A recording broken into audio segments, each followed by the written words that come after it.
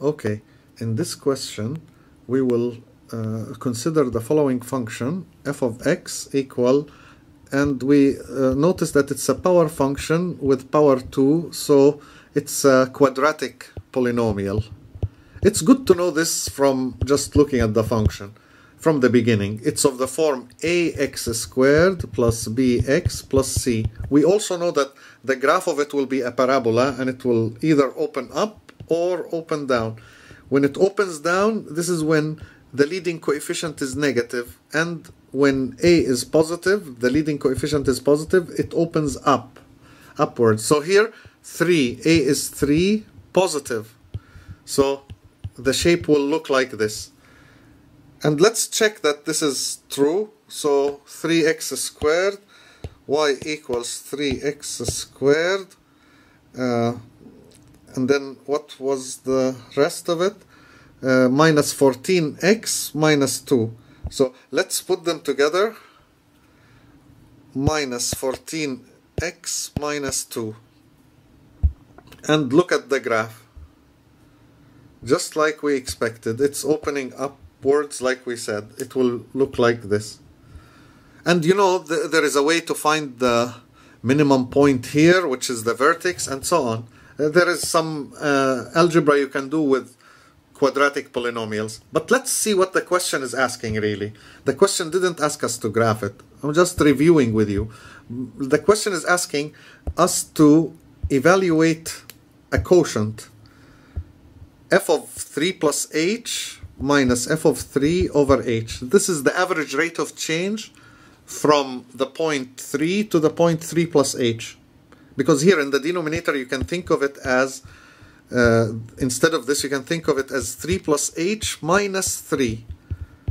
So if you remember, it's f of b minus f of a over b minus a. This is the average rate of change on the interval a comma b. So this is the average rate of change.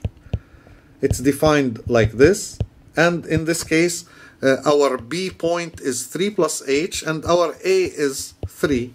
So when you do b minus a, so b is 3 plus h and a is 3, so b minus a will be 3 plus h minus 3, so they will cancel and you will end up just with h.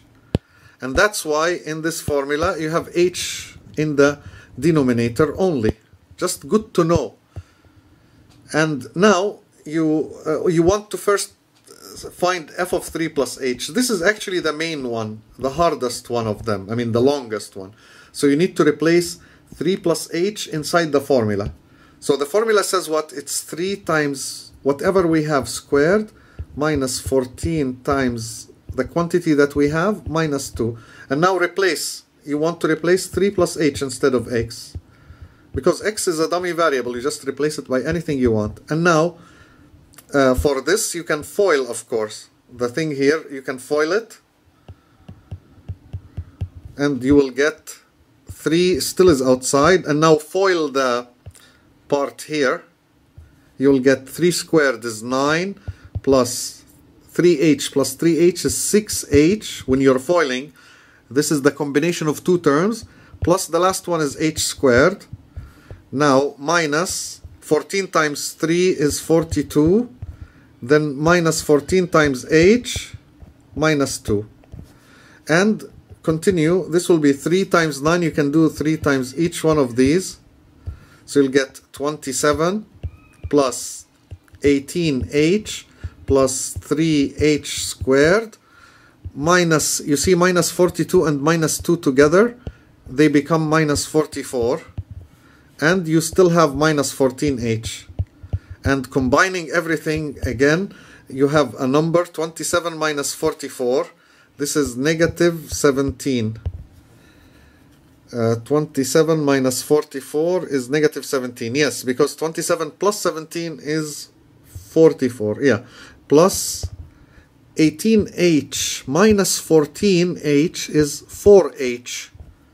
And you still have 3h squared. Of course, I'm doing the algebra slowly, but you can skip this part if you're watching and you know how to do this already. You can fast forward now. But the fact that you get a simpler answer will make things easier for you, because f of 3 plus h now, you can replace it by what's here. Also, what is f of 3? They asked us to find f of 3. So this is what? Just replace x by 3 in the formula. Here. And so you'll get, in this formula, what would you get? 3 times 3 squared is 9, minus 14 times 3, minus 2, which is 27, minus 42, minus 2, and this will be negative 17. And so f of 3 is negative 17. You can check also on a calculator, actually, if you don't know how to do these things in your head.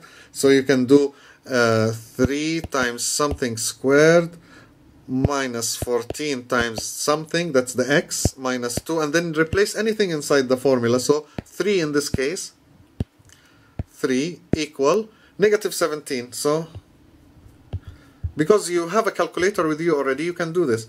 Therefore, f of 3 plus h, the one that they're asking us to find, this average rate of change, minus f of 3 over h, this will be now the stuff that we have here, minus 17 plus 4h plus 3h squared, minus f of 3 is negative 17, so minus minus will be plus 17 over h, and look at how nice it will be now. So this now, the minus 17 and plus 17 will cancel, and notice what's left here has an h as a common factor, so you can take h from it outside and you'll have 4 plus h plus 3h inside, divided by h, and now h cancels h, and the final answer is 4 plus 3h. This is the average rate of change from the point 3 to the point 3 plus h. Okay, this is the answer to part A. Now, part B, what does the following limit represent? If you take now the limit as h goes to 0, we know that this will be exactly the instantaneous rate of change that we call f prime at the point 3.